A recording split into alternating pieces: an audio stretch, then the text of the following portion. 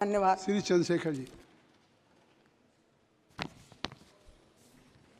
माननीय सभापति जी, जय भीम।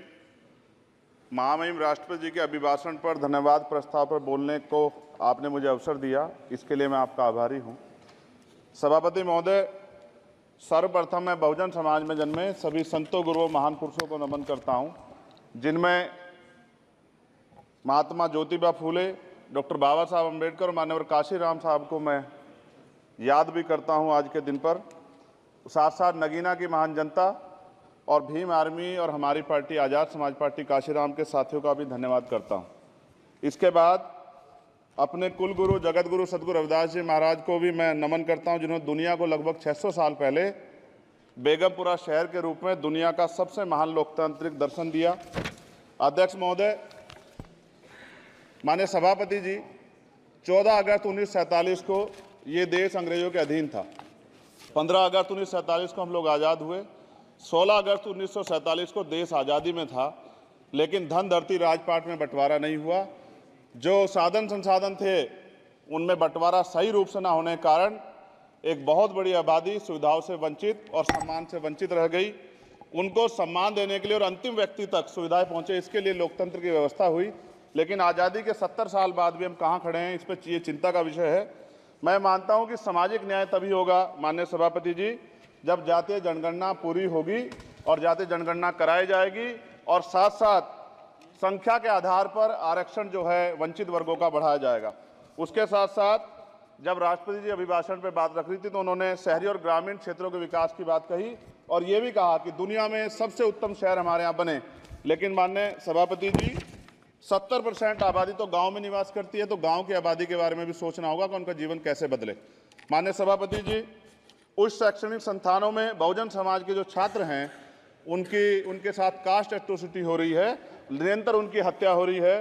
साथ साथ जो सरकारी कर्मचारी हैं दफ्तरों में, उनके साथ भी जो SC ST OBC और मुस्लिम और अन्य धार्मिक अल्पसंख्यक, उनके साथ भी माननीय सभापति जी जातिगत और धार्मिक जो है शोषण किया जा रहा है। इसलिए मेरी मांग भी है कि पुरानी पेंशन को भी अध्यक्ष जी बहाल किया जाए। जो कर्मचारी देश की सेवा में लगे हैं उनका भी सम्मान होना चाहिए। साथ साथ सभापति जी, भाजपा ने चुनावी लाभ के लिए सबका साथ सबका विकास के नारे दिए जो खोखले हैं, क्योंकि 10 साल में दलित, पिछड़े, आदिवासी, मुस्लिम और अन्य धार्मिक अल्पसंख्यक जो अत्याचार हुए हैं वो किससे छिपे हुए नहीं हैं। ये गलत है, ये बंद होना चाहिए। सभापति महोदय जी, महामहिम राष्ट्रपति जी के अभिभाषण में निजी क्षेत्रों में SC ST OBC को रिजर्वेशन देने का कोई उल्लेख नहीं हुआ है, जो कि आज चर्चा का विषय, क्योंकि 98% प्राइवेट सेक्टर है, 2% सरकारी सेक्टर है, तो 98% प्राइवेट सेक्टर में भी हमारी हिस्सेदारी की बात होनी चाहिए। माननीय सभापति जी, आशा कार्यकर्ताओं, आंगनबाड़ी वर्करों, भोजन माताओं के वेतन वृद्धि पे भी कोई उल्लेख नहीं हुआ है, वो भी अभी नंगे, उन पर भी सोचना पड़ेगा। माननीय सभापति जी, जिस क्षेत्र से मैं चुन के आऊँ नगीना से, वो बहुत पिछड़ा क्षेत्र है। उस क्षेत्र में कोई विशेष आर्थिक पैकेज नहीं दिया गया, रोजगार की सेवाएं नहीं है, नौजवान पलायन करता है। IIT, IIM, एम्स, केंद्रीय विद्यालय आदि शिक्षा में और चिकित्सा संस्थानों की स्थापना होनी चाहिए, जो कि नहीं है। और माननीय सभापति जी, मानसून सत्र आ गया है, मेरा क्षेत्र बाढ़ से बहुत प्रभावित है, इसलिए मैं आपसे आग्रह करूंगा कि वहां के लोगों को बाढ़ से निजात दिलाई जाए।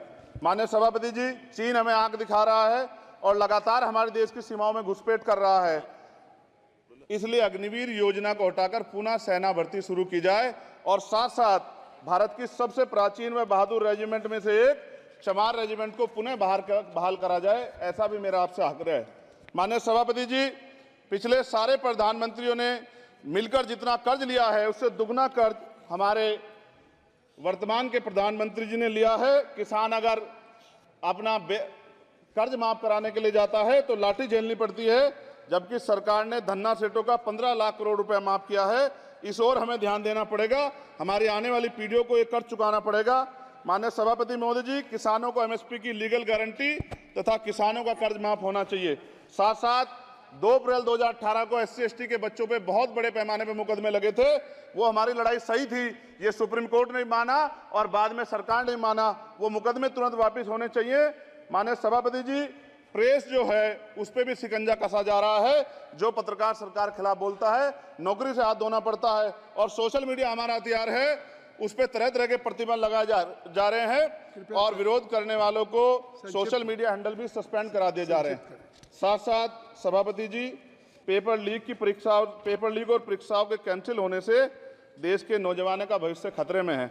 नीट, यूपी सिपाही भर्ती सभापति जी और 69,000 शिक्षक भर्ती में आरक्षण घोटाला हुआ है, कोई पूछने वाला नहीं, खून के आंसू रो रहे हैं बच्चे, बेरोजगारी का दंश युवा झेल रहे हैं।